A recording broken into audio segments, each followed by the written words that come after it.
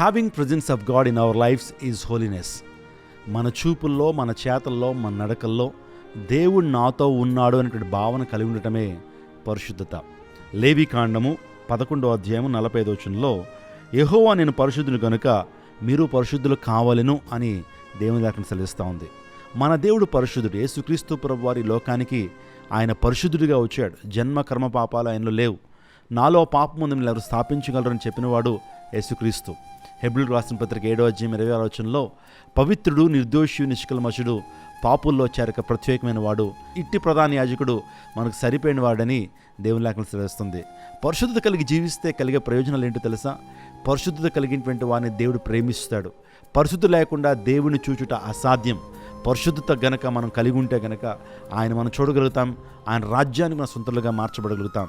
అందుని బట్టి ప్రియ యవనస్తుడా, పరిశుద్ధతను కలిగి జీవిస్తున్నావా?